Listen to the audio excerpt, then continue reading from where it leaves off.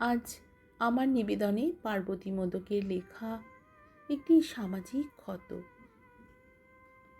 তুলে ধরলাম বন্ধুরা তোমাদের সামনে। আজ স্কুল থেকে আসার পথে SBI ব্যাংকের CSPতে গেছিলাম। কিছু টাকা তোলা দরকার ছিল, কাউন্টার ফাঁকাই ছিল। আমার আগে শুধুমাত্র একজন মধ্যবয়সী মহিলা, তিনিও টাকা তুলবেন। ম্যাডামকে বললেন 5,000 টাকা তুলে দিতে। নির্বিঘ্নে টাকা তোলার পর স্লিপ প্রিন্ট আউট হতে দেখা গেল CSPর অটোমেটিক প্রসেসে 5,100 টাকা উইথড্র হচ্ছে। ততক্ষণে আমি আমার পাসবুক দিয়ে দিয়েছি। ভদ্রমহিলা টাকা গুনেই থতমত খেয়ে গেলেন, আবার গুনলেন, ফের স্লিপটি দেখলেন, সঙ্গে সঙ্গে কাউন্টারে বললেন, আমি তো 5,000 টাকা তুলব বললাম, তুমি কেন আমাকে 100 টাকা বেশি তুলে দিলে? আমাকে বাড়ি গিয়ে জবাব দিতে হবে কেন 100 টাকা বেশি তুলেছি। কি করব আমি এখন? আমাকে অনেক ঝঞ্ঝাট পোহাতে হবে।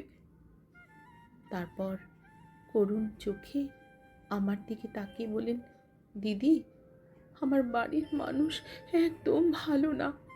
এটা নিয়ে আমাকে সারাটা দিন খোটা শোনাবে। আমি ওনাকে উত্তর দেব কি? দেখলাম হরিণ ছানার মতো উনি রীতিমতো কাঁপছেন, চোখে জল। বুঝতে বাকি রইল না এটা গায়ে হাত তোলার ভয়। ওই ভয়ার তো চোখের ভাষা আমি চিনি।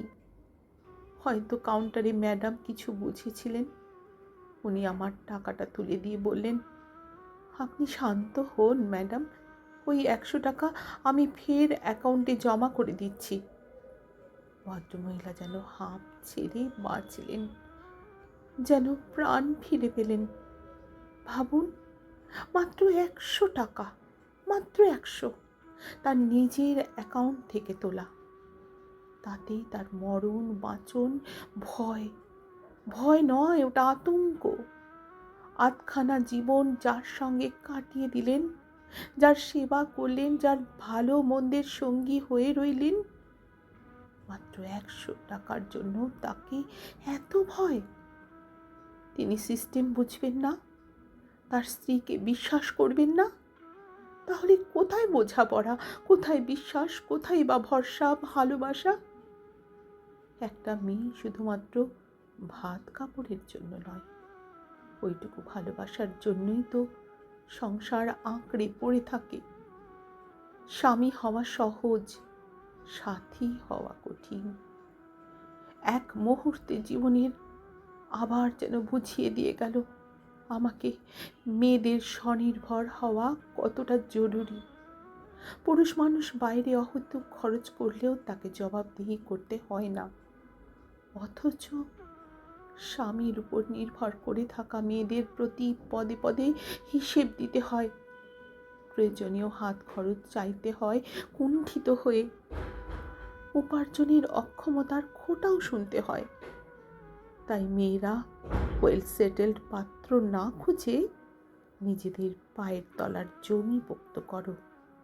নিজের স্বার্থের খাতিরে নিজের উপার্জনটাকে নিজেকে করতে শেখো। সংসার তার প্রয়োজনে তোমাকে ব্যবহার করবে। তোমার প্রয়োজনে সংসারকে পাশে নাও পেতে পারো।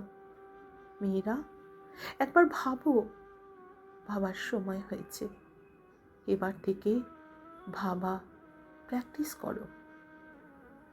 আমার আজকের নিবেদন যদি তোমাদের ভালো লাগে বন্ধুরা, তাহলে একটি অমূল্য ভালোবাসা রেখে যেও আমার কবিতার পাশে। এটি কবি পার্বতী মোদকের লেখা একটি সামাজিক প্রতিবেদন।